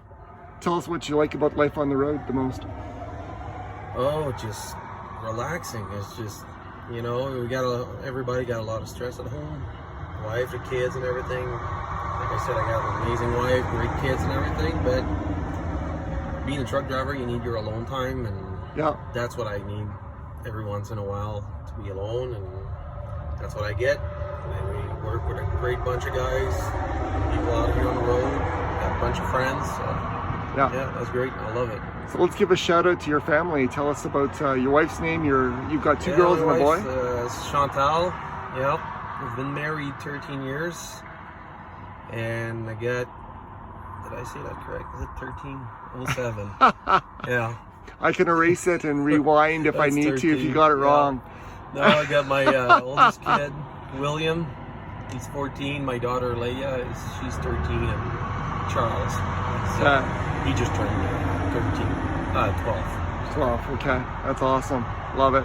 Congratulations on making the calendar. Appreciate Look it. forward to telling your story. Yeah, it's nice to meet you. You take pride in your ride, and that's very obvious. And I appreciate even the community you talk about that you built across the country, which is important to kind of support you. Great people, yeah, it is. So Dave, keep doing what you're doing. Merci and thank you. Thanks, Dave. And have a great day. Thanks, you too.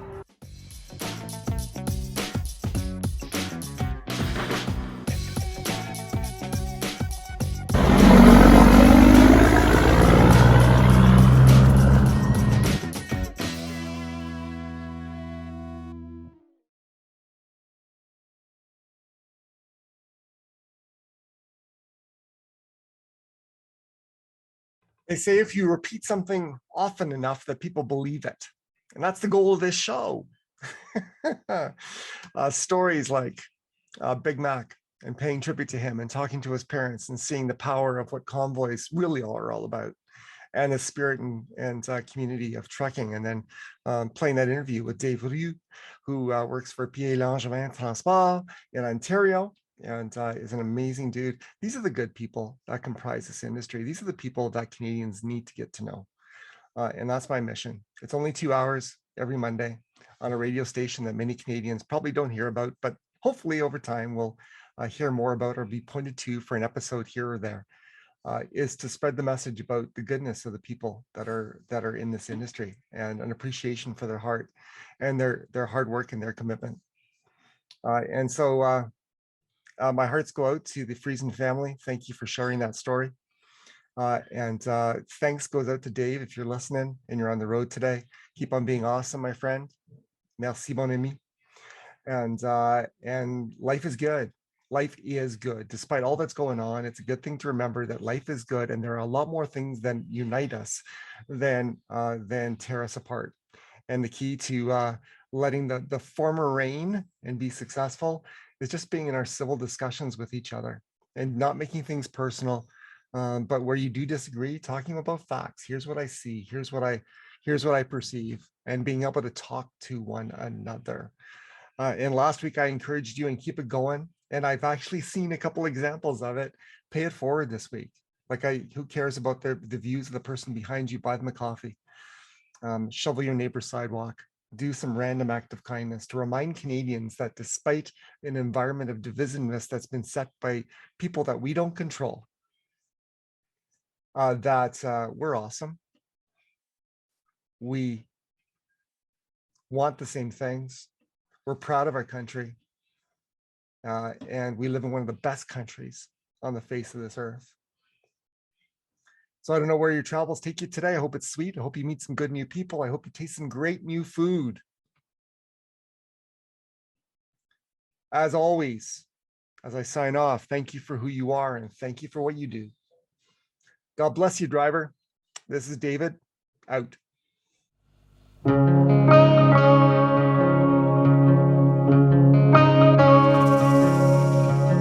Polaroids all scattered across the dusty floor in the backseat of my Chevy 58, along with bits of candy wrappers. Looking back to when our castle was a shack, vacation was making figure eights in the parking lot. Remember when we used to forgive more than we forgot? Wasn't like we didn't work hard enough. I'm trying to hold on to all the things that we did right. But how could I forget about you leaving? Since my heart has never stopped bleeding, all that I can see is that I lost you then. I'm looking for a reason to forgive you. Sometimes I even wanna be with you, just to hear you say that it's alright now. I am tearing down this wall.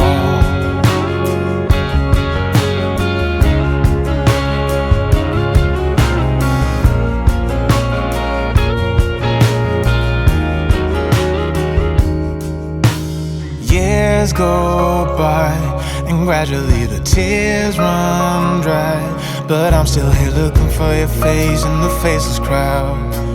Long after our final ship had drowned, it wasn't like we didn't work hard enough. I'm trying to hold on to all the things that we did right. But how could I forget about you leaving? Since my heart has never stopped bleeding, all that I can see is that I lost you then. I'm looking for a reason to forgive you. Sometimes I even wanna be with you, just to hear you say that it's all